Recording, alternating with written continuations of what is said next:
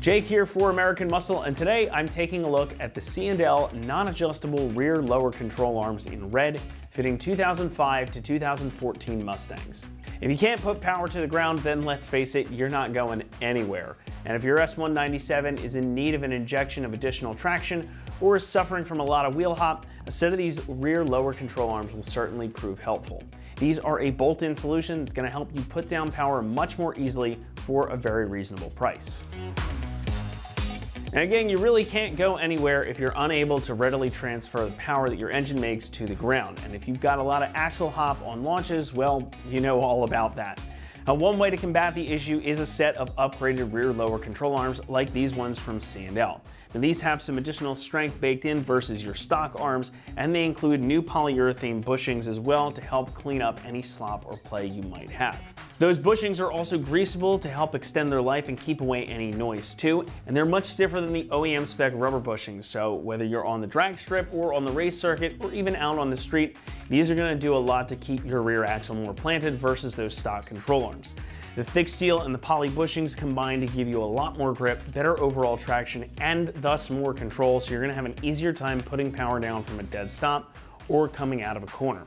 This is really an easy mod that's definitely going to make an improvement in how your car puts its power down to the ground. It's going to keep stuff planted, making that transfer of power much smoother and easier, and it's also not going to ruin the ride quality either.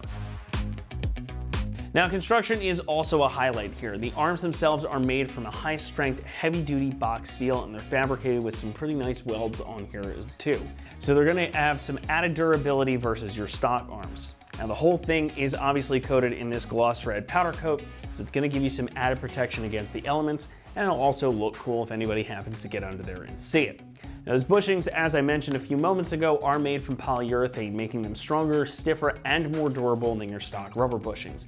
And again, these can be greased using the Zerk fittings on either end of the arm, so that's going to extend the life of the bushings themselves, and it's also going to help keep away the noise, since you can get these greased up pretty easily if you happen to have any noise coming from them, which is a common issue with polyurethane bushings. That'll help quell that problem right then and there. Pricing is also a big win here, coming in at just about $150 for the set of two.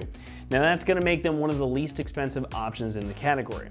And while you're not getting the adjustability of some of the more expensive arms here, these are still going to be an improvement over your stock setup, and they're also not going to ruin the ride of your car or your bank account. Installation gets a 2 out of 3 on our difficulty meter, and it should only take you about 2 hours to complete. You are going to have to get under the car and pull out some hefty bolts, but there are only 4 of them. These are a straight swap, a bolt-in process, and it's not going to require any modifications to your car. Only thing you'll want to do afterwards is get the car aligned just to keep it tracking straight and true, since you are replacing a suspension component. And with that, let's throw it over to one of our AM customers who's going to show you what the install process looks like. All right, the tools we're going to be using today for this install is grease gun, our torque wrench. We're going to use a 3/8 inch ratchet, 18mm socket, flathead screwdriver, a 5/16 wrench, zip ties, and a crescent wrench that we may need later on in the install. Hi, today we're going to be removing our factory rear lower control arms off of our 2012 Ford Mustang. I'm installing these C&L non-adjustable rear lower control arms that are powder coated red. So let's get started. Okay, for the install today, we're going to use a floor jack and jack stands. You can also use a car lift if you have that available to you. To use a car lift, you're going to need to use a pole jack stand versus the jack stands. So let's get started. Okay, so to jack our vehicle up, we're going to bring this floor jack down underneath the car. We want to go into the center of the pumpkin on the differential. You don't want to use the jack on the differential cover because you could cause damage. You're going to make sure you're right under the center of that pumpkin. Okay, so as I bring the jack underneath, we're gonna get centered under our pumpkin, and we're gonna start lifting our car. Again, like I said, you wanna be centered and not hitting that differential cover, or you'll cause other damage that make you have to do another repair.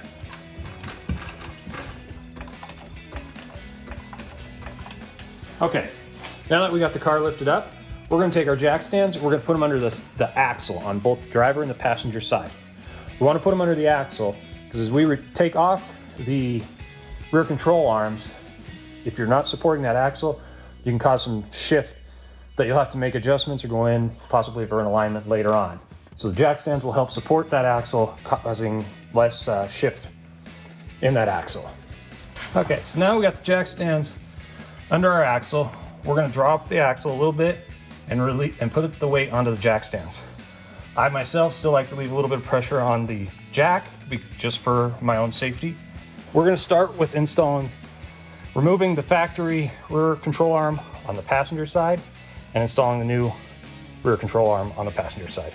So one of the first things we're gonna do is when your new control arms come in, you've got the holes on the bottom side of it that we need to put the grease zerks into. You wanna be very careful when you do this, is you can end up stripping these out and that's gonna cause you more problems. So take your time, make sure they thread in right.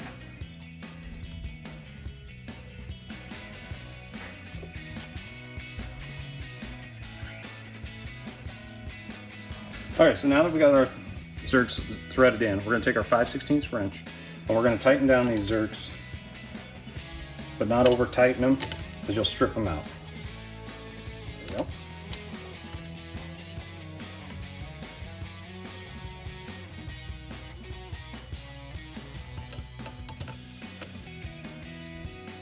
There we go. The first thing we wanna do is we're gonna come underneath, and as you can see, your emergency brake cable comes through your factory control arm. We need to release that from our brakes so that we can remove the factory control arm. First thing you want to do is, of course, you need to make sure that your emergency brake's off so that that cable will be able to pop out. And we're going to come up, and there's a retainer clip up on the brakes. So to make it a little bit easier and to be able to give you a little better visual, we're gonna go ahead and take our wheel off so you can actually see the cable and the retainer clip that we need to take off. So we'll break loose our lug nuts.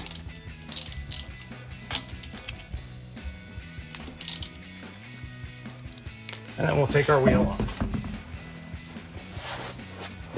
All right, so like I said, one of the things we need to remove is our emergency brake cable. You're gonna wanna release the emergency brake so that there's no tension on it. And right here is that factory retainer clip that's holding that brake cable in place. If you can either use your hand to pop it out or use a flathead screwdriver and pop your retainer clip out just like that. Now we're gonna take the brake cable. It's sitting in a holder there. We're gonna pop it out of there. And if we push down on the emergency brake lever, we can push the emergency brake cable up. And you might need to use your flathead screwdriver just to give yourself a little bit of momentum. And you turn it.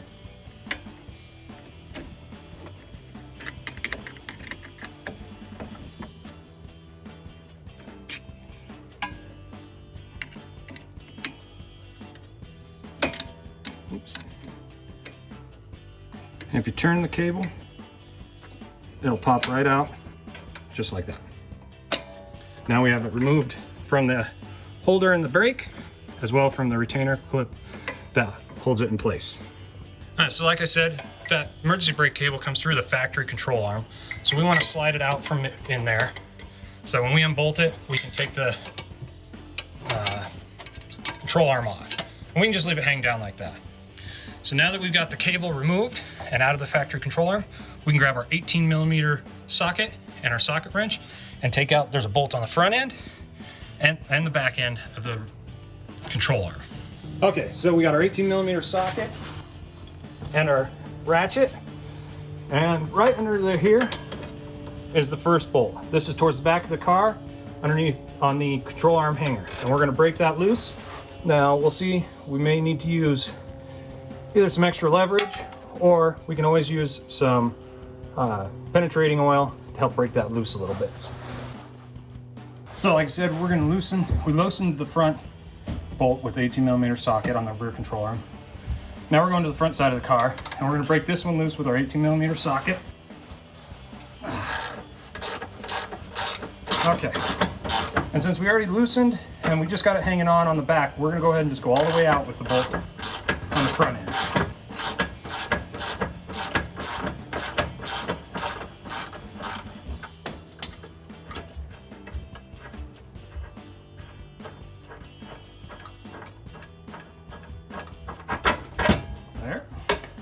And then the back side, we'll finish loosening that one up.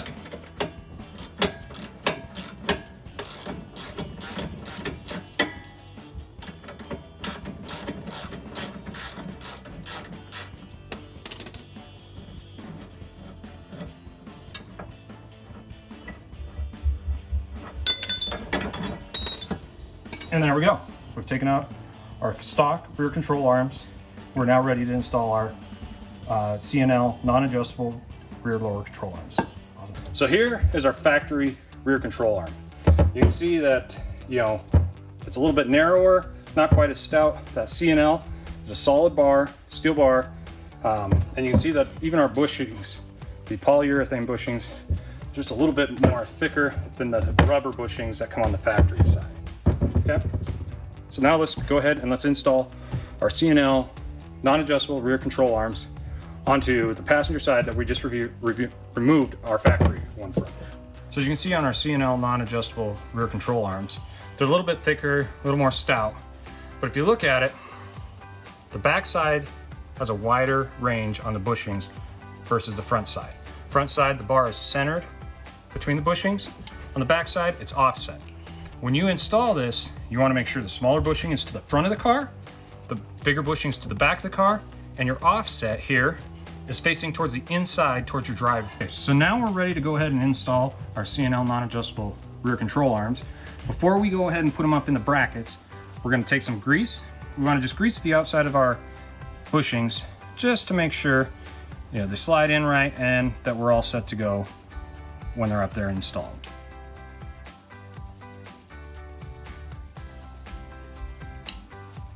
We're going to do all four sides, make sure they're nice and lubricated. Give it a little spread around, make sure we got it on the entire bushing.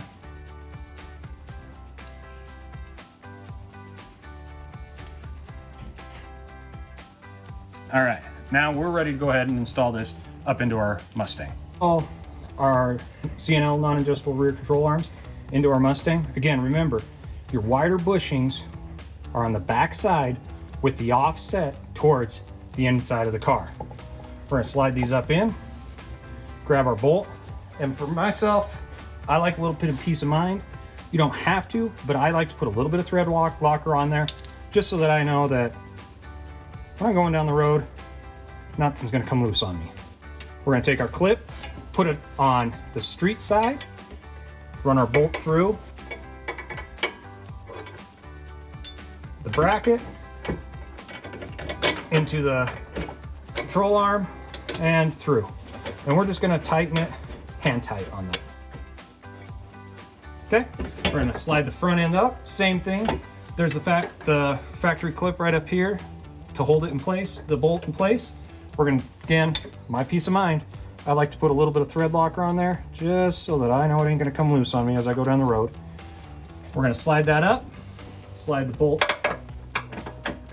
through the bracket, through our control arm, and hand tighten it in to our retainer clip. Okay, so we're gonna grab our 18mm socket and our wrench. We're gonna start on the front side. We got the new control arm up in place, held by the bolts. And we're gonna go ahead and tighten this down.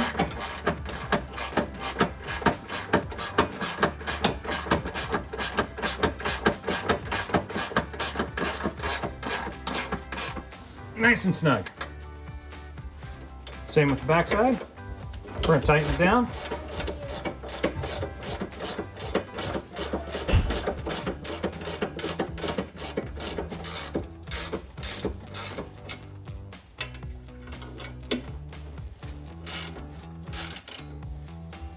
Nice and snug. Now we're gonna grab our torque wrench. We're gonna set it to 130 foot-pounds of torque and our 18mm socket. And we're gonna torque down both of these to 130 foot-pound torque.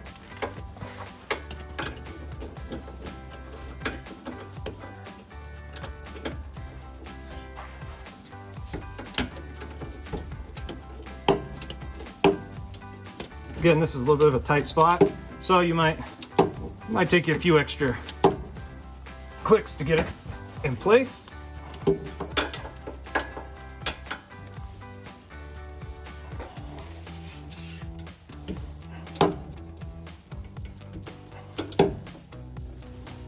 there we go. Now we're gonna do the front side. Okay, so we got the back side torqued down. We're gonna go to the front, same thing. We're gonna use our 18mm socket and our torque wrench. And we're gonna go to 130 foot-pound torque.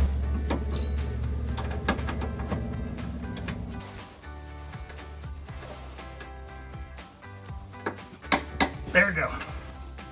Okay, so we got our control arms installed. Now remember, we have our emergency brake that was ran through the factory control arm because it had a hole cut into it. Fortunately, these ones are solid and they're a lot more stouter, so we have to go underneath that control arm and come back up to put it into our retainer clip and back into its holder. So now we got our emergency brake cable back around the bottom side of our control arm. We need to put it back into its holder, replace our retainer clip to hold it into place. And now we need to put it back into the bracket so that the emergency brakes are active.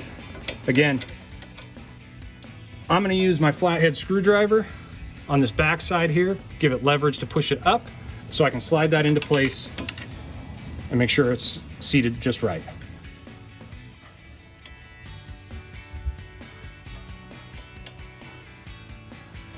Pull it up, seat it into place, and there we go. Now we've installed our passenger side rear control arm on our Ford Mustang. We're gonna repeat the same steps going on the driver's side. Control arm installed. We've torqued our bolts down to 130 foot-pound. We brought our emergency cable underneath the control arm. We've placed it back in the holder with the retainer clip and back into the kick brake so that it is usable. We're gonna go ahead and take a zip tie, and the emergency brake cable is kind of hanging a little low. If you've got a lowered vehicle like mine, you don't want to leave it dangling like that. So you got this metal fitting right here. We're gonna suck it up on the inside of the control arm using a zip tie, and we're gonna use that kind of metal fitting right there so that we're not cinching down on the cable and causing it to be inactive. And this just cleans it up a little bit, makes it look a little bit nicer, and you don't cause any possible chafing or anything on the ground.